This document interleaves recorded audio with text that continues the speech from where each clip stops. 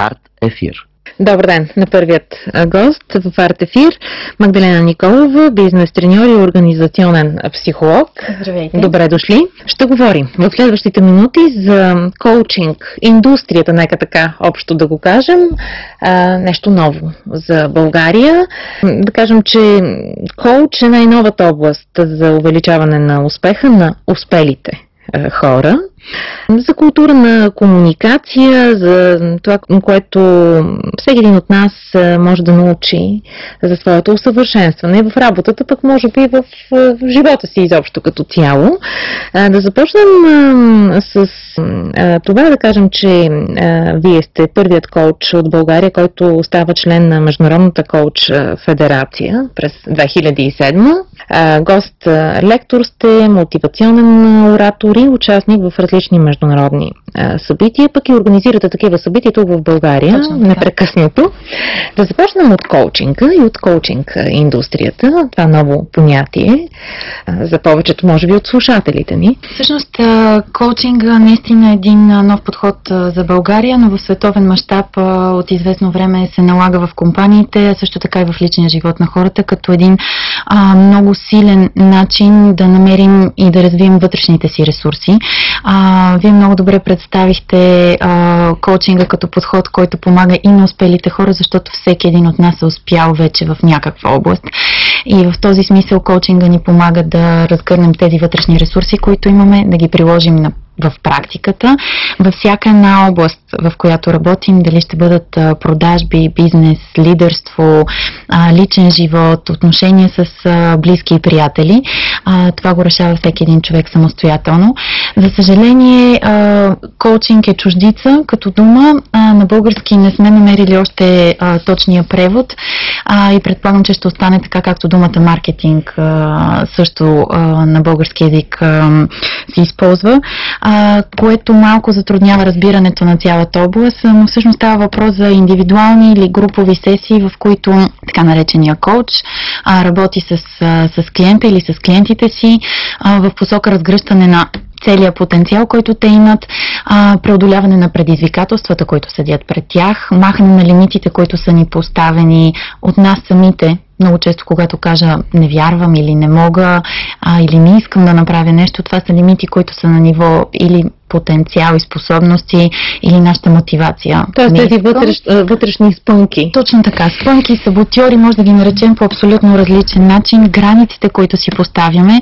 И е изключително интересно да видим един човек, който ги маха една по една. Възможно ли е всъщност и случва ли се това на практика? Ами ние го правим самите всеки ден, но не толкова съзнателно. Понякога ни отнема много дълго време, за да махнем едно препятствие пред нас самите. Ще съгласите с мен, че много често, особено в българския контекст, наричаме тези граници ги наричаме проблеми. Днес имам проблем, утре имам проблеми за решаване. Ние обичаме по принцип да говорим много за проблеми. Точно така. А обратното в коучинга ги наричаме предизвикателства и когато един човек вярва, че може да го преодолее и че от другата страна седи едно желано състояние, нещо, което искаме, процесът става много по-бързо и много по-лесно. Още повече, когато има специалист и експерт, който може в рамките на една или две сесии от час и половина да ви помогне много бързо да намерите това малко нещо, което да промените в себе си или в ежедневието си, което буквално да отключи потенциал и енергията и да бъдат разгърнати в живота. Не се ли получава така, че тези предизвикателства или проблемите, с които ние сме свикнали, както ги наричаме в същност, не се ли получава така, че те като че ли са малко повечко тук в България? Вие работите с много големи компании, не само български, но чуждестранни. И защо как една българска такава компания се ситуира и справят ли се бизнес лидерите, отделните менеджери с тези предизвикателства? Какви са точно техните проблеми? Със сигурност мога да кажа, че в България наистина има доста повече предизвикателства, отколкото мога да сравнявам с Швейцария, където живях и работих 4 години. Като тези предизвикателства по-скоро идват от външната среда, като пазара, начина на отношение между хората, инфраструктурата, изобщо всичко, което ни заобикаля. И сте напълно права, че разгръщането на този вътрешен потенциал става доста по-трудно тогава, когато имаме и други външни фактори, било то финансови, социални, Още културни. повече, че в момента финансовата криза, която също знаем, така, че това е един допълнителен но тези клиенти, проблем. с които ние работим, аз ще ги разгранича на индивидуални сесии, вече на работата с екипи и с различни компании, от малки до големи, български до международни. В индивидуалните сесии по-скоро става въпрос за преодоляване на такива предизвикателства, които са в областта на комуникацията най-вече, където аз съм експерт, като под комуникация разбираме и презентационните умения, делегирането в една бизнес среда, умението да продаваме също минава през комуникацията, маркетинга, рекламата са също комуникация, вашата работа е изцяло свързана с комуникацията и там наистина промяната се случва, защото аз я искам и аз мога да я направя. Имате предвид конкретния човек. Аз давам един конкретен пример. Тук що си говорихме за проблеми. Какво ще стане, ако една седмица не използвате думата проблем в речника си? Проблема много често е в нашия начин на мислене и вниманието, което отделяме към някакъв конкретен външен, дали ще е предмет, казус, човек. Проблема не е в самия човек или предмет, е в нашата глава и нашето мислене. Да, и може би така се програмираме за не толкова хубави неща. Точно така. Използвайки думата проблем всекидневно. Да. Това е един от начините. Вече в екипите, в които влизаме, отново голяма част от проблематиката, върху която работим, е наистина отново в комуникацията, дали ще бъде между самите екипи, между оперативното ниво и човека, който управлява компанията, между хората, които отговарят за търговския отдел и крайния клиент, крайния потребител, дали ще в делегирането. Доста от нещата опират в тази посока, вече по отношение на структурата, на начина на случване на нещата. Изключително интересна работа, която и на мен и на целия екип, с който работя, ни дава възможност всеки месец да срещаме поне около 100 нови човека, да влизаме в различни компании. Казвам пак и малки, и големи, да виждаме различни казуси, което дава един много динамичен и интересен поглед върху средата в България. Да, кои са най-честите ви клиенти? Хора, с които работите от отделните сфери?